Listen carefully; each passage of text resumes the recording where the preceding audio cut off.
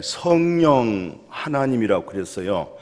구약에 있는 성부 하나님, 그 성부 하나님이 성육신 하셔서 마태복음, 마가복음, 누가복음, 요한복음, 이것을 예수님의 공생애 속에서 성자 하나님으로 하나님의 일이 이 땅에서 나타났어요. 이제는 예수님이 공생애를 마치고 떠나면서 제자들에게 위로부터 능력 입어질 때까지 예루살렘을 떠나지 말고 또 하나님의 약속한 것을 꼭 받으라.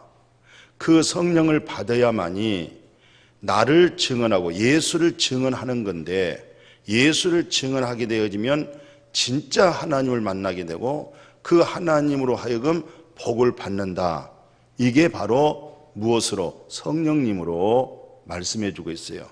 그러니까 오늘 여러분들과 제가 이렇게 예수는 그리스도시요 나의 주가 되십니다 라고 신실하게 거짓말 아니고 인격적으로, 정말 인격적으로 그리고 고백되어지는 믿음은 성령님으로 하게 되어진다는 것이죠.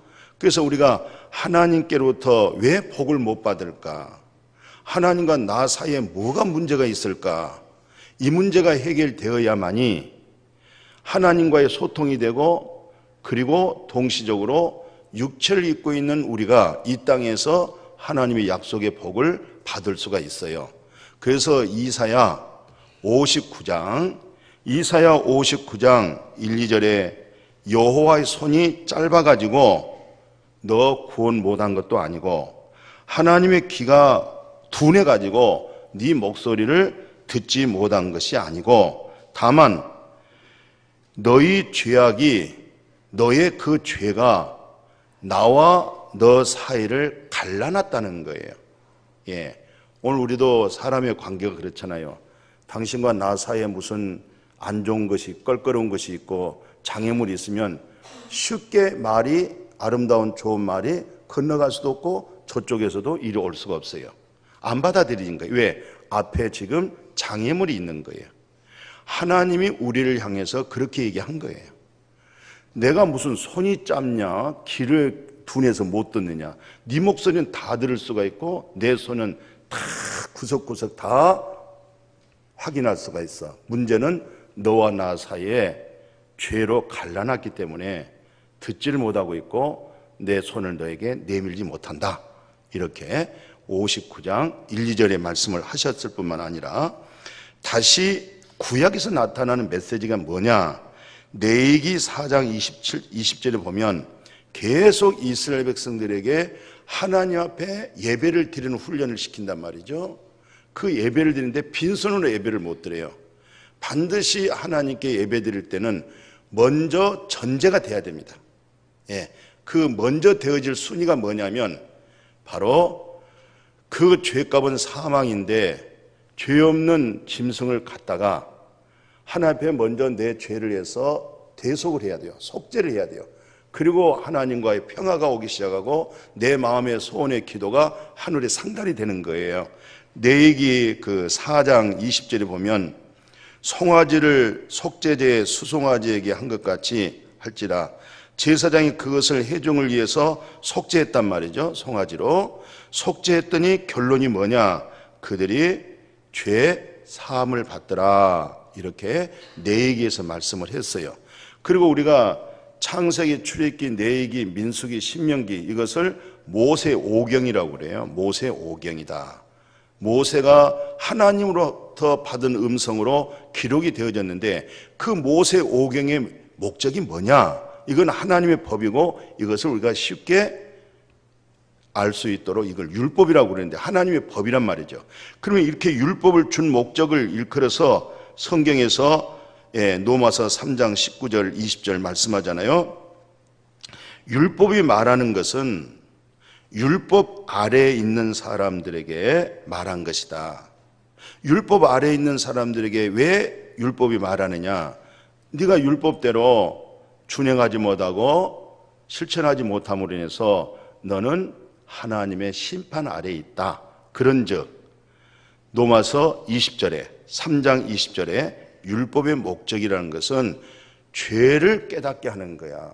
하나님 앞에 네가 얼마나 죄인인가, 이 죄를 네가 알고, 그리고 또한 하나님께서 그 죄 문제를 해결하고자 하는 그 말씀을 따라서 죄 없이함을 받아라, 이것을 말하고자 창세기, 출애굽기, 레위기, 민수기, 신명기, 모세 오경이 기록이 되어졌고, 그리고 모든 선지자들은 죄를 드러내고 죄를 깨달았으니 이 문제를 어떻게 해결할 것인가 라고 하는 것이 바로 선지자들이 장차 세상 죄를 지고 가실 하나님의 어린 양이 온다, 메시아가 온다, 구세주가 온다, 보라 처녀가 잉태하여 아들 낳았는데 그 이름을 임마누엘이라고 해라. 그러나 그가 찔리면 우리의 허물을 인하며 그가 상하면 우리의 죄악을 인함이라. 우리의 모든 죄를 그에게 다 담당시켰다, 이렇게 또 선지자들이 말씀을 하고 있죠. 그래서 성경 구약의 전체적인 39권의 내용을 분석해 보면 물역사, 피역사단 말이죠. 물로 노아 시대에 심판했고, 이스라엘 백성이 애굽의 세상의 종노를 한 데서부터 탈출해서 먼저 뭘 했느냐, 홍해바다 건너면서 물 세례를 받았다는 거예요. 물과 성령으로 세례를 받았다는 거예요. 그리고 그것이 바로 예수 그리스도께서 십자가에 죽으실 때에 심장에 있는 사람의 그 몸에 있는 물이 창에 찔려서 물이 나왔고, 예수님의 머리와 손발에서 가시에 찔리고 창에 찔려서 피를 흘렸다. 그래서 구약에는 물역사, 피역사인데 바로 그걸 누굴 얘기하고 있느냐, 장차 오실 물과 피를 쏟으신 예수 그리스도에 관한 얘기였다. 이것이 바로 선지자들의 말씀이었습니다. 그래서 예수 그리스도께서 성경대로 실상 고난당하고 성경대로 죽으시고, 또 성경대로 구약의 성경대로 오셨고, 성경대로 구약의 성경대로 고난 당하셨고, 구약의 성경대로 십자가에 죽으시고, 구약의 성경대로 부활하셔서 오늘 우리에게 뭘 얘기하냐면 예수님은 성령 받아라, 그렇게 말씀을 해요. 왜 성령 받으라고 말씀하냐면 오늘 이 누가복음 우리가 24장 잘 아셨잖아요. 예수님이 부활하셔서 제자들에게 나의 증인이 되어라. 성령을 통해서 예수 그리스도를 증거하는데 그 증거한 목적이 무엇이냐? 예수 그리스도 이름으로 47절에 보니까 예수 그리스도 이름으로 죄 사함을 받으라, 이렇게 이념으로 머리로 갖지 말고 네 마음이 어떠냐? 네 마음에서부터 죄가 사해지는 마음의 믿음이 이루어져라. 이걸 예수 그리스도를 증거하는 목적이에요. 예수 그리스도를 증거한 것은 예수 그리스도를 통해서 죄 없이함을 받는데, 거기에 성령이 네 마음속에 쏙 들어와 가지고 성령님으로 하여금 오늘 우리가 영생을 맛보고 하늘문이 열리고 하나님의 음성이 들려오고 말씀이 믿어지게 될 줄로 믿습니다. 또 음성 들려온다고 하니까 막 산에 올라가서 음성 좀 들려 이러지 마시고, 하나님의 음성은 여기 다 기록되어 있어요. 여기서 잘못 가리켜서 사람들이 이제 음성 들으러 간다고, 여기 오면 음성 듣는다 하니까 거기에 또 미혹받아 2단이 또 3단이 또 생겨요. 그러니까 하나님의 음성이라는 것은 하나님의 말씀에서 듣는 거예요. 이보다도 더 선명하고 분명한 건 없어요. 이 말씀에서, 성경에서 하나님의 말씀이 하나님의 음성으로, 하나님의 약속으로, 하나님의 축복으로 받아질 수 있기를 축복합니다. 그래서 이사야 선지자가 사명자가 됐어요. 원래 이 이사야 선지자는 아주 부유층의 사람이에요.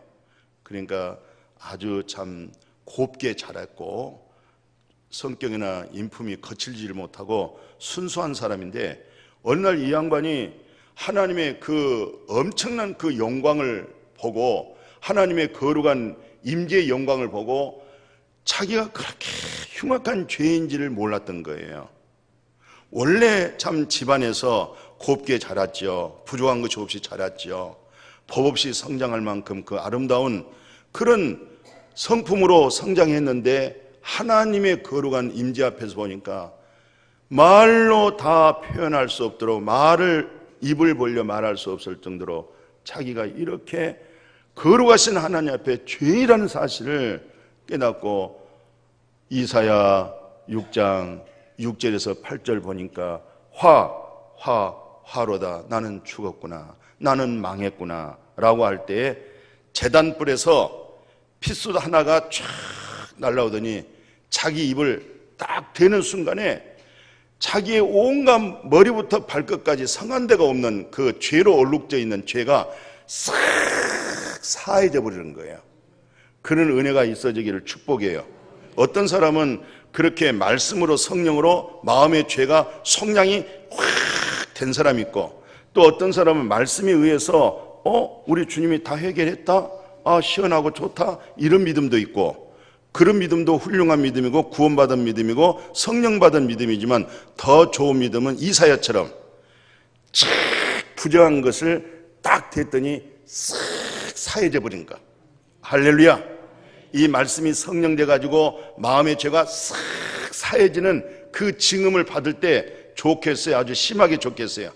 심하게 좋기는 뭘 심해? 아주 좋죠. 할렐루야. 그런 은혜가 있어지기를 주의 이름으로 축복합니다. 그러니까 그런 은혜를 입은 사람은 정말로 날마다 때마다 말씀된 성령이 그 마음을 신선하게 해주고 또 새롭게 해주고 영혼을 소생시켜 주신 줄로 믿습니다. 그래서 이사야 선지자가 그 은혜 받고 하나님이 누가 이 백성들을 위해서 갖고, 이 백성들이 너무 흉악하고 악하고 교만하고 강팍하고 하나님을 거역하고 하나님께로부터 복을 못 받고 있는 거예요. 그때 이제 이사야가 나 여기 있어요, 나를 보내소서. 그래서 이제 거기서 입술이 그냥 싹 사하니까 온 몸에서 죄가 탁 사해지니까 얼마나 마음이 가볍고 쉽겠어요. 기쁨이 넘치죠. 기쁨이 넘친 가운데서 누가 우리를 위해서, 이 백성을 위해서 갈래 그럴 때 내가 여기 있습니다, 내가 가겠습니다.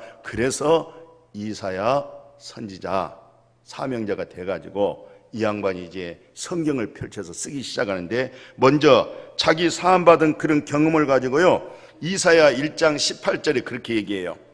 너의 죄가 주홍같이 붉을지라도 진홍같이 새빨갈지라도 흰 눈보다 양털보다 더 깨끗해진다.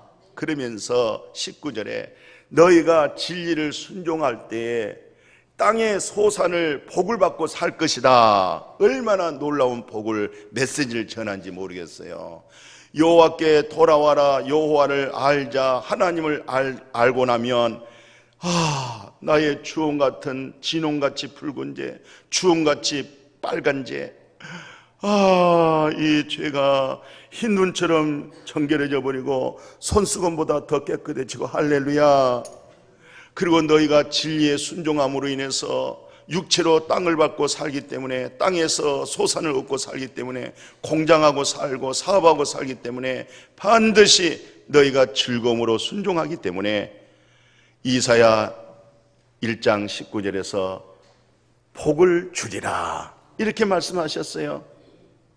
그리고 이사야가 더 우리에게 한 걸음 더 나가서 뭐라고 초청하냐면 이사야 44장 22절에 명확하게 우리를 초대합니다.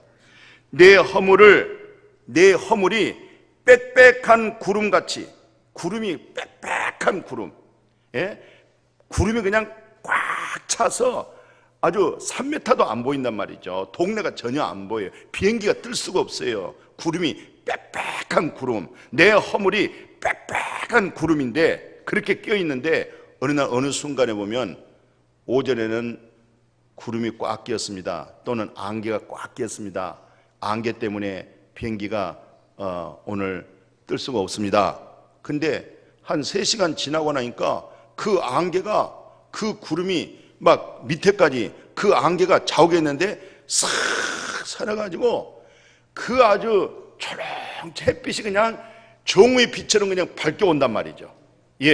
그러니까 이사야 선지자는 상당한 이 양반이 문학강처럼 그런 말들을 만들어서 우리의 마음에 있는 허물과 우리 마음에 있는 죄 문제를 어떻게 선포해 주냐면, 내 허물이 빽빽한 구름같이 내 죄를 안개같이 없이 하였으니, 없게 했으니까, 없게 했단 말이야 하나님이. 그런즉 너는 내게로 돌아와라. 내가 너를 구속, 내가 너를 속량, 내가 너를 죄 사함해 줬다는 거예요. 우리가 아무리 울고불고 죄 용서해 주세요 해도 안 되는 거예요. 금식해도 안 돼요. 해 주실 분이 해 줘야 돼요. 용서해 주실 분이 용서를 해야지. 내가 아무리 금식을 하고 빌고 아주 청바지 짝짝 찢어진 거 거지처럼 입고 쓰레빠 질질질 끌고 불쌍하게 여겨진 것처럼 그런 모습을 했다고 해서 해결된 거 아니에요. 그분께서 해결을 해줘야 돼요. 전능하신 아버지께서 해결해 주셔야 돼요. 내 행위에서 되어진 것이 아니라 그분께서 그 죄를 사해버리시고 없게 해줘야 돼요. 그럴 때 아이고 하나님 감사합니다, 아이고 주님 고맙습니다, 이렇게 여호와 하나님이 자기 아버지가 되는 거예요. 이런 기쁨에 이런 은혜가 있어줄 수 있기를 주의 이름으로 축복합니다. 그래서 다윗은 인생의 복이 뭘까? 인생의 행복이 뭘까? 돈 많으면 행복하지, 권세만 있어봐 얼마나 행복한데, 그렇게 말하지 않았어요. 다윗처럼 돈 많은 사람, 다윗처럼 권세가 높은 사람이 어디 있어요? 그런데 자기가 실상 소유하고 살아봤더니 그것이 행복이 아니었다는 거예요. 그것이 복이 아니었다는 거예요. 그래서 이 양반이 자기가 글을 쓰는데 시편 32편 1절 2절에 허물 사함받아 버리고 자신의 죄가 가려져 있는 사람, 하나님께로부터 죄가 사해져 버렸고 하나님의 불꽃 같은 새파란 눈동자 앞에서 죄가 가려져 있는 사람이 복이 있더라. 그런 사람의 심령은 마음에 간사함이 없다는 거예요. 할렐루야. 마음이 순수해진다는 거예요. 순전해져서. 그래서 그냥 하나님 앞에 인정도 받고 사람 앞에 인정받고 사랑받게 되어진다는 거예요. 다윗이 지금 말을 하고 있어요. 그래서 그 2절에 보니까 마음에 간사함이 없고 여호와께 죄 정함을 당하지 아니한 자, 정죄당하지 않은 사람, 죄 정함을 당하지 않는 사람이 복이 있도다. 할렐루야. 이 위에 믿음의 어른들이 얘기한 거 잘 들어요. 이분들의 얘기를 잘 듣고 중요한 것은 육으로 생각하지 말고 마음으로 받아들여지기를 축복해요. 모든 질병은요 마음에서 오는 거예요. 모든 고통도요 마음에서 오는 거예요. 모든 행복과 부유함도 마음에서 오는 거예요. 하나님과 나 사이에 막힌 담도 마음에 있는 거예요. 이것을 말씀된 성령으로 마음에서 처리하시고 믿음으로 말씀으로 해결되어지기를 주의 이름으로 축복해요. 그래서 미가라고 하는 선지자가 있어요. 미시가가 아니고 미가라고 하는 이름이 있어요. 이 미가가 뭐라고 말씀을 하냐면, 미가가 이 글을 한번 들어보세요. 7장 19절을 보니까 다시는 우리를 불쌍히 여기사 우리 죄악을 발로 밟아버리시고 너의 모든 죄를 깊은 바다에다가 던져버리시고. 그러니까 이제 그 미가 같은 사람은 그런 문학가의 입장에서 글을 쓸 때는 우리가 좀 우리 눈에 보기에 좀 안 좋은 것은 발로 밟아버리고 비벼버리고 없애버리는데 너의 그 죄를 여호와 하나님이 발로 밟아버렸다, 이런 걸 이제 하나의 예로. 그리고 정말 깊고 깊은 바다, 사람으로서는 도저히 어떤 과학적인 어떤 그런 산소를 통해서 들어갈 수 있는 거기까지라도, 더 깊은 곳에라도 전혀 사람으로 손댈 수 없는 그 부분까지, 끄집어낼 수 없는 바로 그 부분까지 그 속에다가 던졌다는 거예요.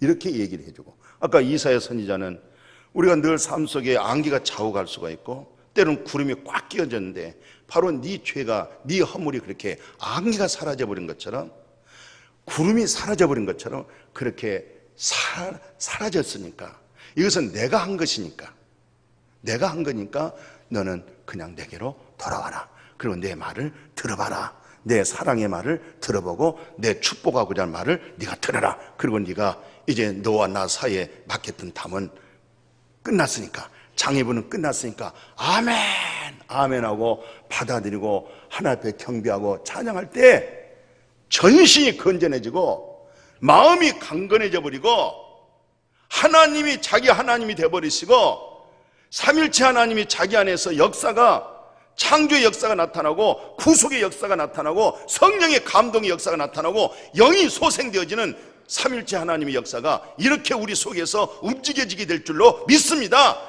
제발 은혜 좀 받아보시고 은혜를 받되 죄 사함이 마음에서 이루어지도록, 마음에서 해결되도록.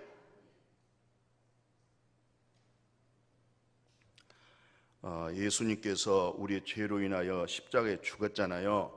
3일 만에 부활하시고 우리에게 성령을 꼭 받으라 그렇게 신신당부를 하는 거예요. 우리 부모님이 마지막 유언할 때 자식들 불러다가 무슨 얘기 하겠어요? 예수님께서 마지막 승천할 때 신신부탁 우리에게 하는 얘기는 성령을 받아라. 성령을 받으면 권능이 임한다는 거예요. 권능이란 뜻이 뭐냐면은 헬라어로는 마르티스란 뜻이고 영어로는 다이너마이트라고 말하는데, 그것을 한국말로 헬라어나 영어나 다 우리 한국말로 그냥 번역하게 되어지면, 요즘 뭐 1시간 가는, 여기서 저쪽 가는 시간이 전에는 1시간 걸렸는데 그냥 20분에 간단 말이죠. 요즘 뭐 속초라든지 강원도 양양 거기도 상당히 긴 거리인데 그냥 1시간 또는 1시간 반이 단축돼 버렸어요. 큰 산을 돌아서 가기 때문에 시간이 걸렸는데 이제는 터널이 생겨가지고 이 터널로 뚫고 가니까 돌 필요가 없는 거예요. 바로 직선으로 가버리는 거예요. 근데 그 터널을 무엇으로 터널을 만드느냐? 폭탄이라는 말이에요. 다이너마이트라는 말이, 디나미스란 말이 우리 한국말로 폭탄인데 이것을 권능이란 말이에요. 그 권능이 폭탄의 힘, 어떤 것도 그냥 다 쪼개 나간다는 거야. 파괴시켜 나간다는 거야. 뚫려져 나간다는 거야. 막힌 담이 확확 뚫려서 앞으로 목적을 향해서 진행할 수 있다고 하는 건데, 그게 바로 성령의 그것을 권능이란 말이죠. 성령이 임하면 권능이 임한단 말이에요. 할렐루야. 이게 성령을 받으면 사람이 긍정적인 사람이 되어버리고 웃음이 오고 모든 사람을 살려주고 기쁨을 주고 소생시켜주는 거, 그게 바로 권능이란 말이죠. 예루살렘을 떠나지 말고 약속한 성령을 받으라. 성령이 임하면 권능이 임해서 예루살렘과 유대와 사마리아 땅끝까지 예수 그리스도를 증거하는데, 왜 예수를 증거하면 이 역사가 일어나냐? 예수는 나의 죄 없애버렸고 그리스도는 다이너마이트처럼, 디나미스 폭탄처럼 그리스도의 진리가 내 속에서 강하고 담대하게 용기 있게 나간다는 거예요. 그 권능이 임해지기를 주의 이름으로 축복해요. 그 힘이 있으면 할 수 있거든요. 무슨 말이냐? 이 성령의 능력의 권능은 믿는 자에게는 능치 못하심이 없느니라. 이래야 추진력이 있어요. 강해지는 거예요. 이 사람들 속에 하나님의 역사가 일어나는 거예요. 이런 은혜, 이런 진리, 이런 축복 이루어지기를 주의 이름으로 축원합니다. 그래서 성령 받으라. 왜? 예수님께서 요한복음 3장 5절 6절에 보면은 물과 성령으로 거듭나야만이 하나님 나라 들어갈 수가 있다 하기 때문에 성령으로 태어난단 말이죠. 성령으로 생명을 얻어지기 때문에, 그러면서 육으로 낳은 것은 육이고 성령으로 낳은 것은 영인데, 하나님은 영이고 바로 성령도 영이고 예수는 영으로 오셔서, 하나님의 영으로 오셔서 바로 육체의 부모 혈통으로 낳은 것은 육으로 나오고, 너 육신의 생각, 세상 생각에서 하나님의 영으로, 성령의 영으로 네가 거듭나게 되어지면 영의 생각을 하고 살아가게 될 줄로 믿습니다. 그래서 성령으로만 뭐 합니까? 죄 사함을 받는다. 그래서 요한복음 20장 21절 23절까지 보니까 성령 받아라, 성령 받아라, 평안하라, 성령 받아라. 성령을 받으면 이 성령이 네 죄든지 사하면 사해질 것이다. 성령이 죄를 사해버린다. 사모하고 정말 찾고 두드린 자에게 성령이 하나님 앞에 있는 너의 불법과 너의 과거의 죄와 허물을 사해버린다. 요한복음 21장 부활하셔서 제자들에게 오셔서 주신 메시지예요. 그래서 성령 받으라, 성령 받으라 이렇게 말씀하셨고, 바로 우리가 중생 이후에 있잖아요. 우리가 거듭난 이후에 옛 자아가, 육신의 소욕이 성령 충만하지 못하면 옛 버릇들이 살아나요. 옛 그런 간사한 거, 옛 거짓말하는 거. 이 성령은 그렇게 할 수 없는데 이게 또 육신의 소욕, 이 문제를 어떻게 할까요? 그래서 디도서 3장 5절 6절에 이 중생을 통해서, 그래 너의 과거와 너의 현재와 너의 미래, 네 인생은 과거가 있고 현재가 있고 미래가 있지만 여호와 하나님은 처음이면서 그게 마지막이야. 우리는 날짜가 있지만 하나님은 날짜가 없어요.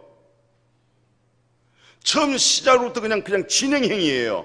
여기서부터 모든 문제를 중생의 시스템이 온 거예요. 그리고 날마다 때마다 말씀과 기도로 깨끗해지는 거예요. 모든 음식, 우상의 음식, 모든 것도 말씀과 기도로 깨끗해지니까 기도와 말씀으로 거룩한 것을 부정하다고 하지 말고 먹어라. 할렐루야. 그리고 이 성령이 우리에게 영원한 하나님의 나라의 소망, 디도서 3장 6절에서는 그 소망을 우리가 기업으로 얻었잖아요. 하나님의 나라를 우리가 기업으로 얻었죠. 하나님의 기업을 우리가 자녀가 돼서 기업 얻었죠. 그 소망을 계속 성령님으로 하여금 이루어가는 거예요. 그러니까 성령이 얼마나 귀하고 중요한 거예요. 아무리 맛있는 음식도 간이 맞아야 맛이 있는 거예요.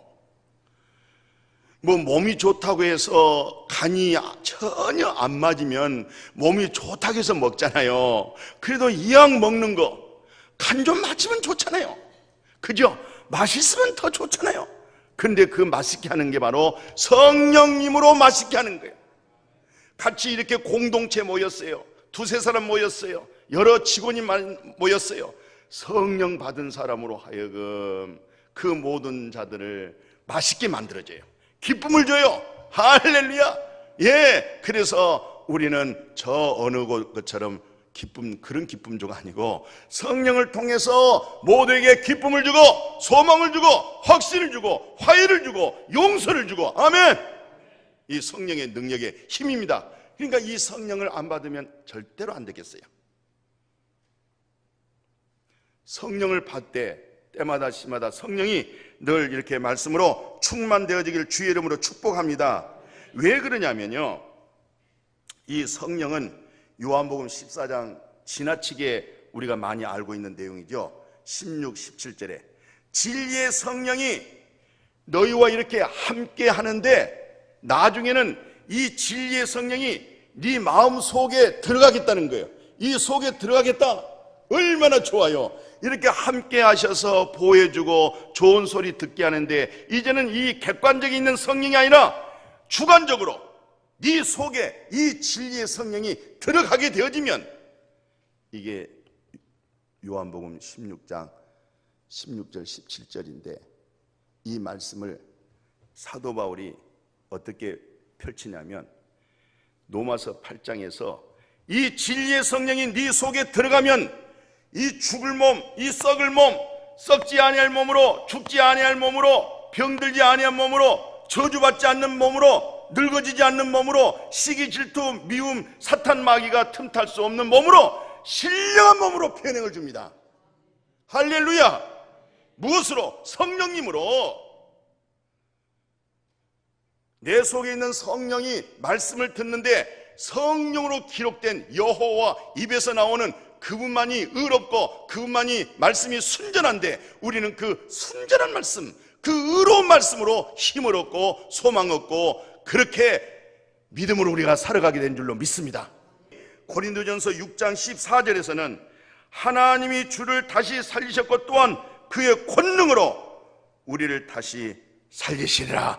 그분의 권능입니다. 그분의 능력입니다. 만물을 창조하시는 권능입니다. 야, 할렐루야. 이런 말씀으로 우리가 힘이 생기고 용기가 생기고, 그래서 마틴 루터도 거듭나고 은혜 받고 성령 충만하다가 너무너무 세상이 어렵고 너무너무 기독교의 박해가 심하고 막 아주 박해가 어느 정도 심하냐면은 감옥에다 집어넣어버리지, 목 잘라 죽이지. 얼마나 어려워요. 힘들죠. 그러니까 마틴 루터가 밖으로 나가서 말씀을 못 전하고 집에서만 그냥 계속 뒹굴고 있으니까 자기 부인이 상복옷을 입고 살림을 하고 있었던 거예요.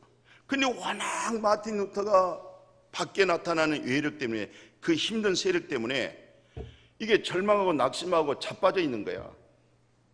그러니까 마틴 루터 부인이 상복옷을 입고 계속 살림을 하고 있었어요. 근데 그게 며칠 있는데도 그게 몰랐던 거예요.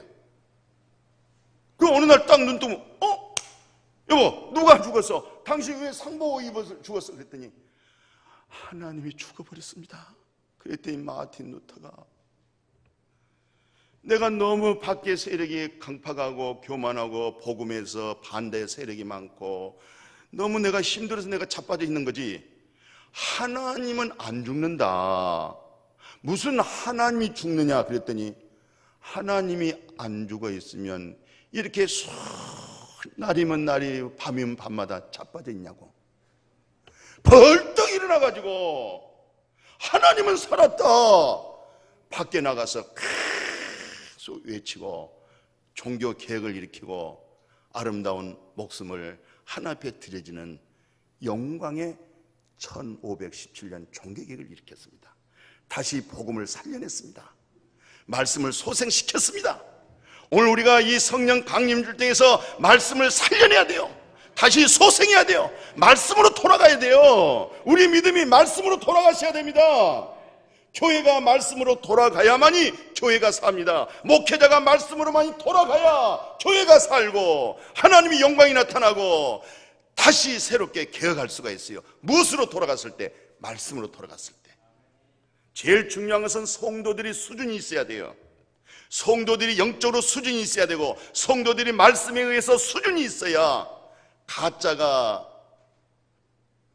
발을 못 디뎌놓은 거야.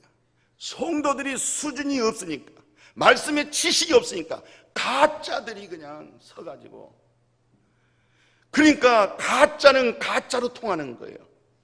진짜 앞에서는 가짜가 통할 수가 없어요. 전문가 앞에서는 가짜가 통할 수가 없는 거예요. 워낙 요즘은 가짜도 진짜보다 더 좋아 보이니까 속을 때가 있어요. 이 꽃이 가짜야 진짜야, 만져봐야만 알아야 돼. 만져보면 느낌이 오기 때문에, 촉감이 달라기 때문에. 이 가짜는요, 아무리 아름답게 해서도 만져보면은 이 느낌을 안 줍니다. 이 생명의 부드러움이 없습니다. 빳빳합니다. 오늘 죽은 자들은 빳빳해요. 살아있는 자가 부드럽습니다. 살아있는 자, 이 믿음으로 회복하기를 주의 이름으로 축복해요. 어떤 사람은 목사님 내가 15년 전에 목사님 말씀 받고 제사 받고 은혜 받고 그것만 이념으로 갖고 있지 마음은 텅 세상 끝에 있어. 지금 그건 문제가 심각한 거지. 송원은 항상 맑은 물 속에서만 살 수 있듯이 우리는 여호와의 거룩하고 의로운 말씀 속에서 수요일날도 드려야 되고, 시간 말씀 주어질 때 부지런히 말씀 많이 저장해 놓으시고 체질화, 영성화 되어지기를 축복합니다. 오늘 이 성령을 통해서 우리에게 주어진 놀라운 축복 보십시오. 고린도후서 4장 14절에 봤더니 예수를 다시 살리시니가 예수와 함께 우리도 다시 살리사 너희하고 나하고 함께 그 앞에 서게 되리라. 우리 성도님과 내가 함께 그분 앞에 앞으로 우리가 다 서게 되어질 줄로 믿습니다. 그때 다 서야 되는데, 아니 그 아무개 원사 뭐 은혜 받고 제사 받았는데 그 어디 콧방울도 안 보인다, 어디 갔느냐 이래도 안 되겠고, 아니 그 열심히 믿는 것 척하고 아니 그렇게 믿더니 그 어디 갔느냐, 그런 사람 있어서는 안 되겠고, 야, 어떻게 저분이 그래도 어떻게 1등 앞에 앉아있지? 야, 저분은 정말로 하나님 앞에 하나님의 거룩한 영으로 정말 성품이 하나님의 성품으로 잘 만들어서 소리 없이, 이슬은 소리 없이 와요. 소리가 안 나는 거예요. 근데도 아름다운 열매를 맺는 거예요. 에베소서 1장 7절에 보니까 우리는 그리스도 안에서 그의 은혜의 풍성함, 은혜가 아니에요, 그냥 은혜가 풍성함을 따라, 풍성한 은혜를 따라 뭘 받느냐? 그의 피로 말미암아 속죄, 죄 사함 얻었다. 은혜가 풍성해가지고, 그분의 은혜가 풍성해서 풍성한 그 은혜로 말미암아 속량, 속죄함, 곧 죄 사함을 받았느니라. 에베소서 1장 7절에 말씀하셨고, 요한일서 2장 12절에서는 자녀들아, 내가 너에게 이 글을 쓴 것은, 내가 이 설교를 쓴 것은, 이 설교문을 쓴 것은 너희 죄가 예수 그리스도의 이름으로 말미암아 사함을 받았다고 하는 이 사실을 알게 하기 위해서 내가 이 글을 쓰고 있다 하면서, 바로 골로새 1장 13절에서 뭐라고 말씀했냐면, 그가 우리를 흑암의 권세, 어둠의 권세, 사망의 권세, 죽음의 권세, 죄악의 권세에서 건져내사 그의 사랑의 아들의 나라로 옮겨놨다. 하나님의 나라로 옮겨놨다. 내가 목동에 살고 구로구에 살고 신정동에 살고 신월동에 살고 멀리서 이곳저곳에서 육체로 살고 있지만은 이미 그의 아들, 우리 하나님의 독생자 아들 그 나라로 우리를 옮겨 놨으니 그랬어요. 옮겨 놨습니다. 옮겨 놨기 때문에 오늘 우리가 살아가고 있는 삶 속에 있는 허물과 죄를 뭐라냐면, 그 아들 안에서 우리가 속량받았는데 곧 죄 사함을 얻었도다. 이것을 마음으로 받으세요. 마음으로 받으면요, 기쁨이 와요. 평안이 와요. 성령이 충만해져요. 열매가 맺습니다. 머리로 받지 말고 마음으로 받고, 마음에 믿어 의에 이루고 입으로 시인하여 구원의 열매가 나오고 모두에게 기쁨을 나누고 구원을 나눌 수 있기를 주의 이름으로 축복합니다.